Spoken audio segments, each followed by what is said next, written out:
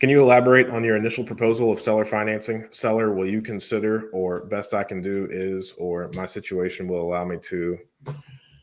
Sure. So seller financing is something that I think 100% comes from the relationship. There are probably a lot of people open to kind of acting as the bank. Whenever we first started out, whenever we were in this like 2 year period, because in like traditional financing, when banks look at you, they're going to want to see you being in like this successful business venture for about 2 years or more before they want to lend you funds. Now, if you qualify off your personal income, then that's a different thing. You're going to be able to get a couple of loans, but at some point, because they're not going to count the rental income as income, because you haven't been a property owner or a real estate investor for 2 years, they're not going to want to count that. So your debt to income is going to get really high really quick because you're taking on more properties and the income isn't being counted towards your income. So during this window, we did a significant amount of creative financing on 2 to 3 year terms. So each property that we found that we were interested in,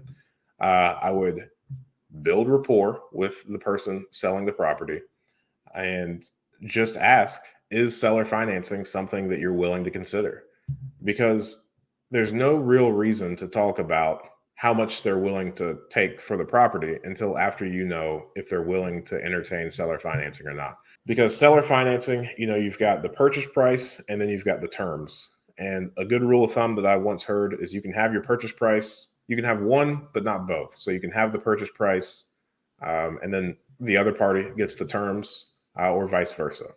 So as you're talking to sellers, if they are interested in taking like 50 grand, then you could do something like say, hey, I would like to pay you $60,000 for this property if you're willing to do seller financing or if you're open to any kind of seller financing. That way, you're giving them a purchase price.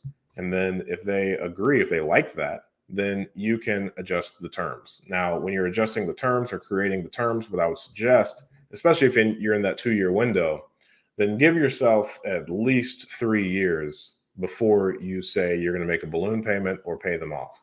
Because that way you're going to be able to take possession of the property, start collecting the rental income, and you're going to start keeping the books for that property. So whenever you approach the bank, you're going to have more than 2 years of track record on that particular property that you're going to show to the bank that it's profitable. And hopefully they'll give you a loan so that you can cash out this seller. Now, whatever you come up with, make sure that you're still following that formula of purchase price plus rehab equals 75% or less of the after repair value. If you can do those things, then, I would do it. Now, again, just like everything else in life, this is a numbers game. So if you find 10 deals, not all 10 people are going to be interested in entertaining seller financing. It's a very particular person that this would benefit. Generally, it's going to be somebody that is older. They've been doing this for a while. They might have a really high equity position in this property. They appreciate the monthly cash flow. They don't want a lump sum to pay off the taxes. However, they also don't want to continue running, managing, operating their real estate investments. When we have negotiated seller financing a couple times, we have done so from older real estate investors. However, they weren't tired of running all of their portfolio, just very tired of the properties that we purchased. I would make sure that on all of the deals that you analyze, ask the realtors, ask the listing agents, ask the owners of the property if it's an off-market deal, would you entertain seller financing? And if the answer is yes, then you start going into terms that are very favorable to them. And one thing that I would say is if you really want seller financing and you want it to work out, then I would say put the other person kind of above you in this negotiation, right? So whatever is important to them. If it is monthly income, make the monthly income very favorable to them. If they want a purchase price, make the purchase price favorable to them. Make sure it's still a good deal to you, for sure, but let them have a win because seller financing is a massive win. It's anytime you could step outside the traditional banking and get into a property without going through the extensive underwriting process that a traditional lender does, it's a fantastic win for you. So look out for the other people. Make sure that they're going to walk away happy. Make sure that you can sit there and you've got a relationship that will support, the 3 to 5 years that you're attached to this person via seller financing. Fight the urge to kind of be entitled, to kind of dictate the purchase price and the terms. Do some give and take. There's one fellow in the mastermind group who has negotiated a lot of seller financing, and he's gotten some really low interest rates. So right now, even though the interest rates are like 7, 6, 8%, whatever they are, it varies greatly depending on your situation and what type of loan product that you get at the moment.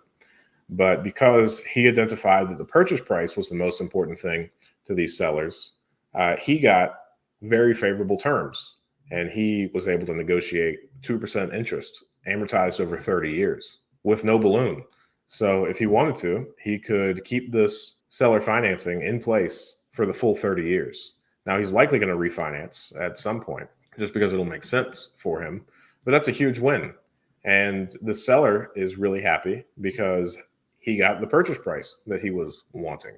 And if the monthly cash flow is what's important to the seller, then try and give them as much as you can while still cash flowing and it's still being a good purchase for you. Now, if you give them great terms, then you should be getting a lower purchase price than one would expect. And if you get a lower purchase price, that's going to be easier for you on the back end to do that traditional finance. Because if they're doing a refinance for you, they're not necessarily worried about the terms. They are going to be worried about the cash flow. So definitely make sure that it still cash flows. But after that, you might even be able to get a little bit of cash out if the purchase price was low enough. So those are my thoughts on asking for, soliciting, and structuring seller financing. Hope that was helpful. Thanks for watching that clip. I thought that was a good question. And I think you can ask good questions too. Join us every Friday morning at 8 a.m. Eastern Standard Time for a live stream Q&A where we answer plenty of questions just like this one. In the meantime, consider subscribing to the channel if you want more of this content.